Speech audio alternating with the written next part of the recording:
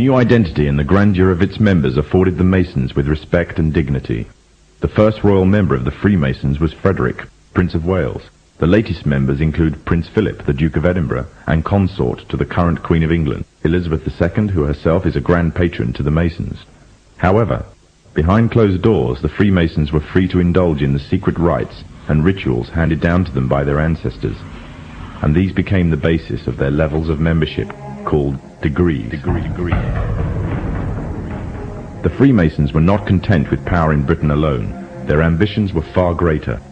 In the years to come, the world would witness Europe and America being plagued by wars and revolutions, each more devastating than the other. However, these would not be as commonly believed, the spontaneous effects of a downtrodden people, but in fact schemes created by the exclusive feud driven by hunger for absolute power. All this would take place from the very country from which they had fled centuries earlier, and would become the base for their global domination. In 18th century France, the majority of the population was very poor, whilst the aristocracy and royalty lived a life of luxury and extravagance. There existed a wide gulf between the two classes. The Freemasons would use this to make the pledge for power, resulting in the biggest upheaval in French history. The Masons took advantage of the growing atmosphere of anger amongst the French and used it to achieve their own aims with a carefully planned propaganda war. They completely controlled the media system and used it to sway the tide of public opinion. The newspapers were geared into calling for the end of the monarchy and the establishment of a society based on liberty, equality, and fraternity. The Masons' vast amounts of wealth were used to influence the political landscape of France. Politicians funded by the Masons promoted the Masonic ideology.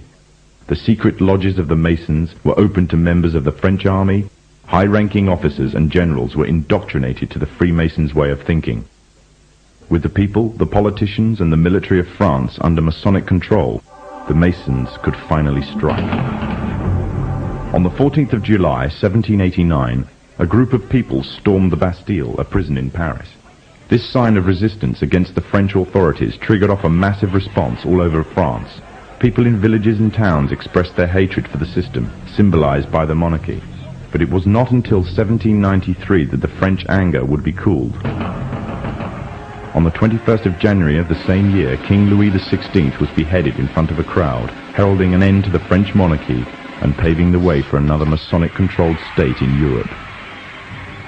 With the monarchy gone, it seemed as if nothing stood between the Masons and complete control of France. However, what took place would leave the Freemasons in a serious dilemma, and what was to come next was not exactly in accordance with the Masonic plan. A young soldier by the name of Napoleon Bonaparte was about to lead France into a bloody war with Europe, and instead of dancing to the Masonic tune, Napoleon declared himself the Emperor of France. Napoleon was forced to abdicate from his throne in 1814 and was exiled to the island of Corsica. However, in 1815, Napoleon arrived in Paris again, raising a new army ready for a fresh war in Europe. The Masons had a big problem on their hands.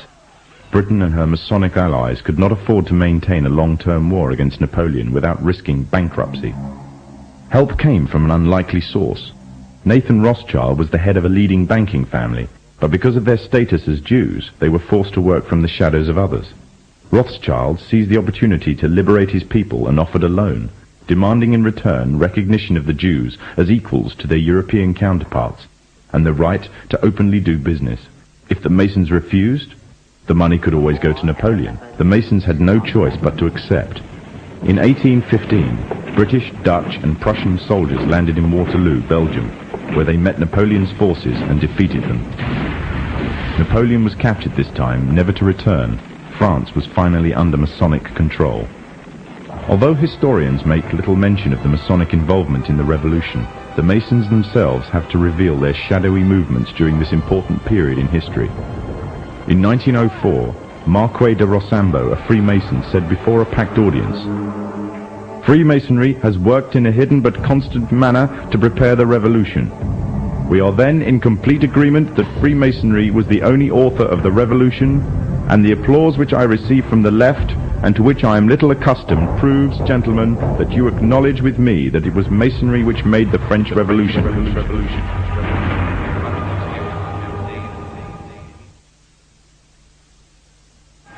When the so-called founding fathers of America landed on Plymouth Rock, Not only did they bring with them disfranchised people, they also brought the Freemasonic elements of Europe.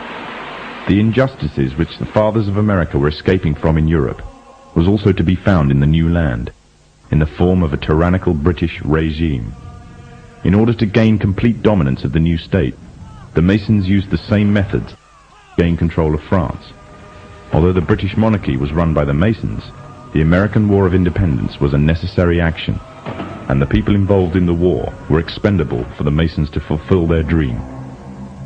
Emotions of the people were manipulated into anger, and just like France, anger turned into war. This time, however, previous mistakes would not be repeated. The near defeat the Masons faced against Napoleon and his army in Europe taught the Masons a lesson. Any forthcoming leaders of the resistance must follow the Masonic agenda. The best way to do this was to ensure the leader himself was a Mason, and the leader who took the war to the British was none other than George Washington. On the 4th of July 1776, the Declaration of Independence was made. On the 17th of October 1781, the British were finally defeated and surrendered the colonies to the Americans, and the world's first Masonic state was born, a nation that would represent Masonry in every way. A sign of the Masonic presence in America is plainly visible on the dollar bill, which carries a picture of George Washington, the first Freemasonic president in the world, and a picture of the Freemasonic symbol of the so-called all-seeing one eye.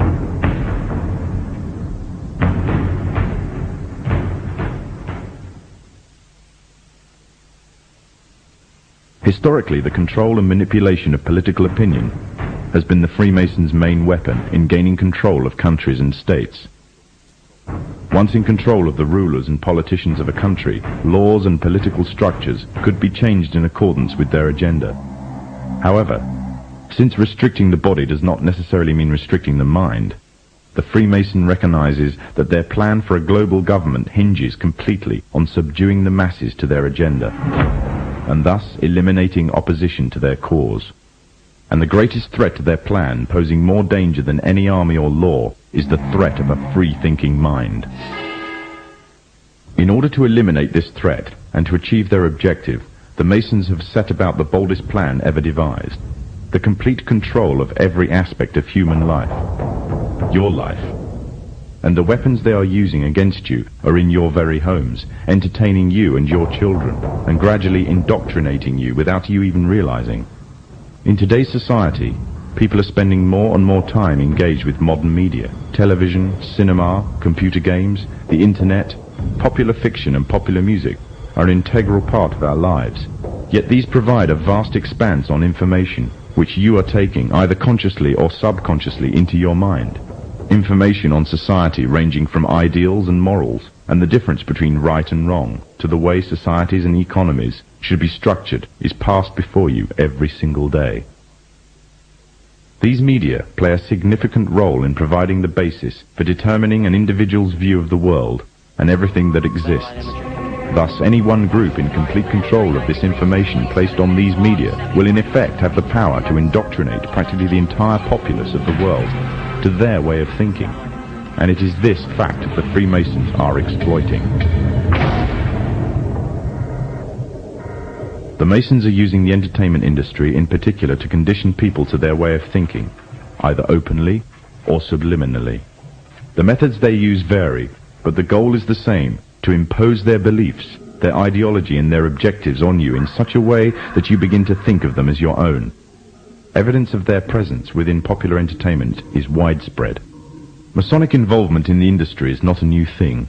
Hailed as one of history's great composers, Wolfgang Amadeus Mozart, a Freemason himself, composed a symphony, which was an open display of Freemasonry. The symphony is based on a story taken from Egyptian mythology of Isis and Osiris.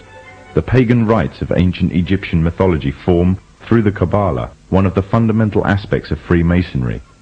It is from these same pagan origins of Egypt that the symbol of the one eye stems. The entire entertainment world is rife with evidence of the Freemasons' presence. Openly or subliminally their agenda and beliefs and ideals are propagated from big